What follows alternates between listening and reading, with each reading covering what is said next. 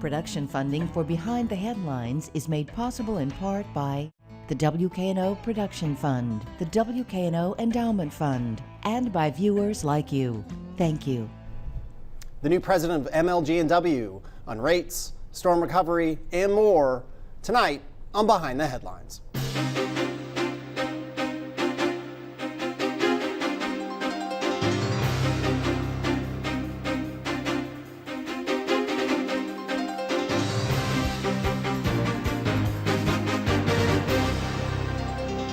I'm Eric Barnes, publisher of the Memphis Daily News. Thanks for joining us. I am joined tonight by J.T. Young, the newly appointed president and CEO of MLG&W. Thanks for being here. Thank you. Glad to be here. Absolutely. Along with Bill Dries, senior reporter with the Memphis Daily News. You are barely 8 days into the job, I believe, appointed by the mayor, approved by the council, just newly moved to Memphis. We chatted a little bit beforehand. Let's talk about all kinds of things with MLG&W. I want to start with one of the things that comes up very often here, it seems, which is a question of affordability and cost, of course. What is your mandate or maybe it's goals, maybe it's requirements in terms of affordability of the utilities?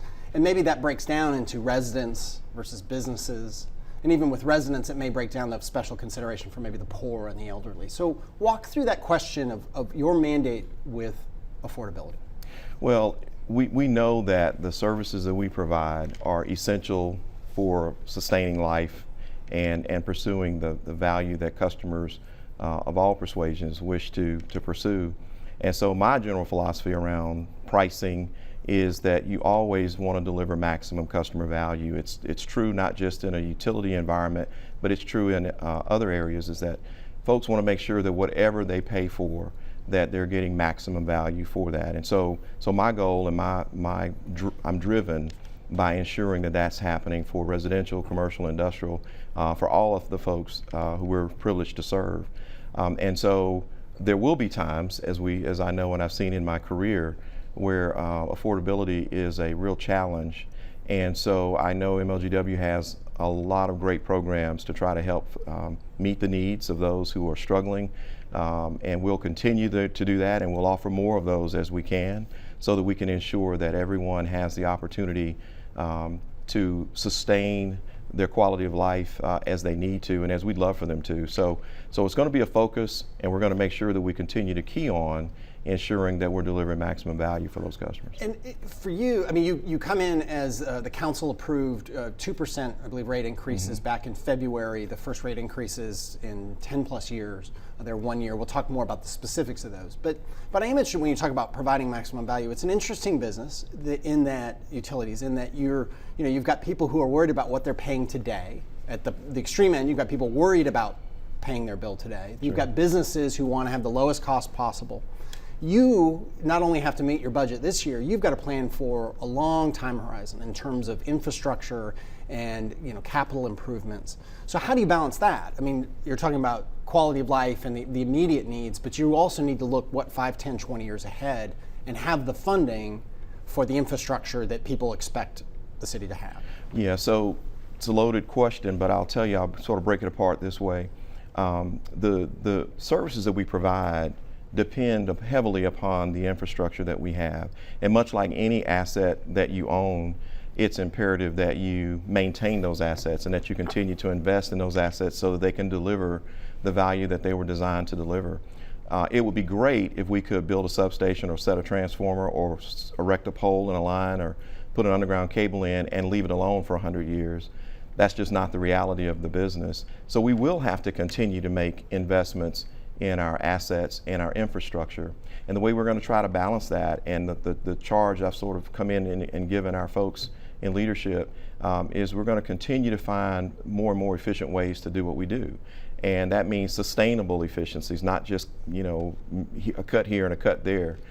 We are charged, just like any other business, with ensuring that the things that we do every day, that we're doing them in as efficient and an innovative way as possible. So in other words, I want to make sure that whatever cost we're incurring, for example, to maintain facilities, or costs we're incurring to do whatever we do, that those costs are exactly what they need to be, no more, no less. And that's an ongoing continuum that really you never rest from that. You always try to find more and more efficiencies. And so I'm focused on that. I want to make sure that our team, our teammates, can enjoy the quality of life in an employment environment that means a lot to them. So when they come into the workplace, they have the resources they need so that they can deliver the value to the customers. So we've got to balance the need for restraint on cost, which is imperative, but also making sure that the infrastructure and the things that are necessary to deliver the services to our customers is maintained. We have a fiscal obligation to do that. Bill Drees. So as a week and a day into the job, what do you still need to know in terms of kind of taking inventory of what you've got here? Well, I've worked 35 years in the industry. I have some familiarity with the things that we do. I'm still learning a lot about this industry in that we do gas and water in addition to electricity. And so my eyes are focused on those things as well. I also really want to ensure, I want to see the state of our facilities. I want to know when you look at all our substations, when we look at the areas where we actually have to, the things that we use to get the service to our customers, I want to know what condition they're in. And I want to understand from a budgeting standpoint how we're spending our dollars. I want to make sure that we are spending those dollars wisely. And so I've got to spend some time learning the business, learning about our people, really getting engaged in the community and making sure that we are doing the things that we need to from a community perspective as well. So my learning curve is extremely high, I get that. And I've committed to our team that I'm going to do the best I can to make sure that I'm leading them in a way that is most efficient and effective. Mm-hmm. We're also, as you probably heard dozens of times over the last 8 days, we are the Tennessee Valley Authority's largest customer. How do you think that relationship is going to work? And the reason I ask is that there is kind of always this tension of, okay, we're TVA's largest customer, what are we getting for being their largest customer? Right, so just like I'm encouraging our folks to make sure we're delivering maximum value to our customers, I expect the same from our relationship with TVA. I think we are obligated to ensuring that we are deriving maximum value from that service as well, and I'm not suggesting that we're not. I don't know that. So that's another area that, of course, is going to be very, very important as we move forward, because, of course, the value we receive from the supplier, from our supplier, will translate into the value we can deliver for our customers. Mm-hmm. From your experience in the industry overall, what kind of times are we in terms of alternative sources of energy and how that affects the grid and those kind of considerations? Well, I think it's my observation that we are at the term unprecedented comes to mind. It may not be the case, but I think it's close to that, if not already unprecedented, where renewables and other sources of generation are taking a larger role in the delivery of energy, and it's appropriate. And we have seen greater efficiencies in many of the areas of renewable, in particular solar, for example, has become a lot more efficient in recent years versus what it was a couple of decades ago. And so it is incumbent upon, I think, all deliverers of energy to make sure that we keep our eye on the opportunities that are out there in the renewable world, because we have to make sure that what we're delivering is sustainable over time, so that we can make sure that we are continuing to deliver that maximum value. Where I came from, I was with Southern Company and Gulf Power Company, had a strong commitment to that. In fact, Gulf Power had about 11% of its generation that was done by renewable resources, and so that's a huge piece of, I think, the value pie that's delivered to our customers. Mm-hmm. And of course, of much interest here is the $1 billion natural gas-fired plant that TVA is building in Southwest Memphis. That's also going to be a big change for the utility and moving away from coal as well here.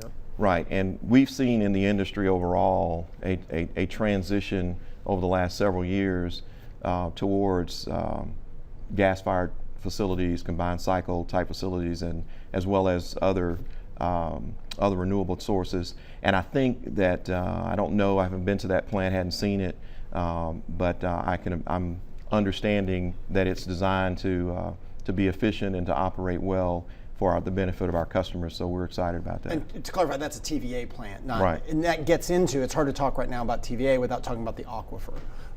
You know, there were lots of questions again before you were here, but you must have been, you know, brought up to speed on this, and the concerns about TVA drilling wells into the aquifer, using that fresh water, and it's, you know, point of pride and a tremendous resource in Memphis, to cool for the new plant. They are now buying water from MLGW. Is That's that my correct? understanding. That's your It understanding. will be, yes. And what is your understanding and your goals for MLG&W relative to the aquifer? I mean, in terms of, are you a steward of the aquifer? Are you simply someone who drills in the aquifer? Talk about the aquifer to the degree you can. Well, and I don't want to, again, this is an area of learning for me. Fair enough, yeah. Only thing I will tell you that I can say with clarity is that just like any other area of the environment, we're going to do everything possible to make sure that we maintain the quality of the aquifer. Anything that's an incredible resource for this community, for this area. There's absolutely no way that we're going to do anything to in any way compromise that. So the decisions that we make going forward will certainly be, as I'm sure they have been in the past, will be decisions oriented around ensuring the integrity of that. Talk again, your 30-year history in the utility business profession. You were in Pensacola, Florida. You mentioned, trends towards gas, away from coal, industry-wide. Talking generally about water, it is a thing I think people in Memphis take for granted. I grew up out in the West Coast and the Northwest. They have huge water issues and droughts. Everyone knows about California, but many other communities do. Your sense in the industry about the awareness of utilities of water conservation and proper water management, what do you hear industry-wide? I think the thing that comes to my mind when I hear about, when we think about water, probably wasn't as prevalent in the last 5 years it has been when we think about the Flint issue. We heard a lot about that. In Detroit, and the polluted water. Right. Yeah. And so it sort of piqued everyone's interest in ensuring that quality of water is something I certainly took for granted, growing up and in the communities in which I've lived over my career. But it's huge because water supply is vital for the health of any community. And again, that goes back to my point earlier about ensuring that we maintain the integrity of the aquifer and the water supply that we provide to make sure that customers are benefiting from that great resource that we have here. And I know, just like in the community I left, we took for granted some of the natural resources. We had beautiful beaches and the beautiful, community and tourism industry and all. And those things are easy to do when you're there all the time. And I just want to make sure that that's something that we focus on here, making sure the quality stays high. You mentioned Flint, and part of what happened there, in very broad terms, was problems of infrastructure and investment that got tied up in the whole disaster that was Detroit's finances and so on. And again, that gets back to where we started the show, in rates and near-term decisions and long-term decisions. I meant to ask when we were talking about rates, and again, knowing that you're a week plus on the job, but you interviewed and done research and so on, is MLG&W in the right place in terms of having the funding for those long-term needs? Well, my understanding is you mentioned the 2% rate increase for gas and electric that will go into effect in July. My understanding, of course, is that prior to that, we did get a 1% increase for the water to help fund the research to make sure that things are going well with the aquifer. I believe that moving forward, just like I talked earlier about infrastructure as it relates to delivering gas, electricity, et cetera, my focus is the same on the delivering water quality and ensuring that that's where it should be. And so no difference in any of those. It just may mean that there will be some different approaches, but the focus is still the same.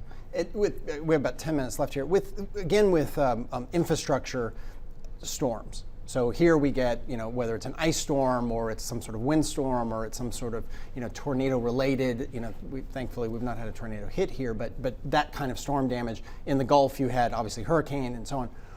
Where do you think Memphis is in terms of its infrastructure in terms of readiness for storms? I mean, how at risk are we relative to other utilities around the country? The difficulty in answering that question stems from the fact that it's going to depend on the severity of the storm. And I'll say that for anyone, having gone through several in my career, no two storms are the same. And but it is my understanding that MLG&W has done a great job trying to maintain its facilities as best they could, given the funding they've had, to withstand the storms that we anticipate. I've had some initial conversations around that. As you can imagine, that's certainly an early focus of mine. And but the thing that we're not able to do in this business is guarantee reliability following any type of storm, simply because you just never know what you're going to have to endure. But we do need to make sure that our facilities are hardened in whatever way is reasonable and the way that our funding allows it to be. What people tend to understand is that when you have a storm, they tend to understand outages and things like that. It's the challenges is when you have a blue sky outage and you have infrastructure failures because of not a storm, but because of just failure. And so we've got to make sure that those don't happen, so that we can also be ready when and if, God forbid, a big storm were to hit. When storms hit, it seems, and the council discussion recently in February about when they approved these rate increases, which are just for the 1 year rate increases, there was a lot of talk about not just the storm damage. People hate losing power. That's a given. The thing they hate next, most it seems like, and what I hear, what we get, feedback we get in the paper, is if there's a lack of communication. And if they somehow feel in their area or their neighborhood, why are they last on the list? So a big storm comes, 100,000 people are without power, the utility works that number down, and it just seems inevitably there are pockets of people who feel like they have no communication. Sure. And why are we last on the list? Again, with acknowledging that you're here a week, but you've dealt with big storms down in the Gulf. How do you manage that communication and prioritization for your customers, for the citizens of Memphis? Yeah, we've and our communications folks have done, I think, a great job in pulling together information that we're going to even more be more putting out more in front of our customers regarding alerts and the outage map, which is already out there. People can go out and see the status of outages in their communities and understand about when they may be back on based on resources that we have and the severity and all of that. So we're going to be doing another push to make sure that that gets out there for customers to be able to have that in their hands or their mobile device so they can be alerted and know when things are going on. We have found in my experience that type of proactive communication, getting customers ready before the storm, making sure they understand what to do and how to plan and prepare, and keeping them updated in the aftermath is critical. And our team, I think, is doing a great job now in pulling that stuff together just to make sure that it's even more widely available. And just briefly, and then we'll go back to Bill.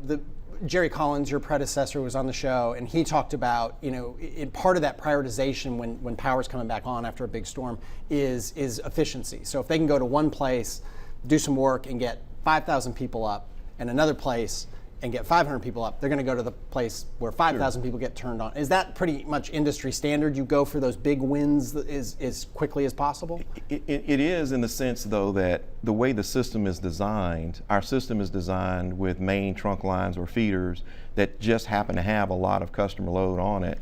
And you want to get your feeders up first because that serves the majority. That's the most efficient way to do that. You can't go to an area that's got a small number and restore it because you don't have your backbone up yet. So even if you did all the work down there, no power would come on. So it's a matter of trying to ensure that you get the maximum opportunity for what you're doing with, efficiently getting folks back on. So you do start typically with your critical infrastructure, critical locations, but you also want to make sure you get your main lines up. No matter how much people complain. I mean, you've got to do it. It's the system design. Yeah. Okay. Yeah. Bill. What about underground utilities? Is that doable on a widespread basis, or is that something that basically the frequency of storms might not justify economically? Well, and we've had this experience in my career in a lot of areas. Underground facilities, usually, your newer subdivisions that go in are put in underground. Undergrounding is extremely expensive, as most people, I think, know. Restoration with underground facilities, because you do have failures with underground equipment as well, is often difficult because you can't see what's failed oftentimes. And so it's not a panacea, but what I would say to folks is, and it becomes back to this affordability question. You know, if you were to take our entire system and go underground with it, it would be extremely costly and probably not practical in certain areas, depending on where that would be. We had experiences where we had underground facilities, we had storms come through, and we had facilities that got, because of the erosion and all, got washed away, that we couldn't, you know, had a hard time locating. So we just have to recognize that our goal, we have no incentive as a company to not have customers back up as soon as possible. We want folks back up as soon as possible, and we do work diligently to ensure that happens. And so we try to make sure we've got the right balance between underground and overhead that's efficient, that makes economic sense, and reliability-wise is the best thing to do. How unusual in the industry is a three-prong utility, three-prong publicly owned utility like Memphis Light, Gas, and Water?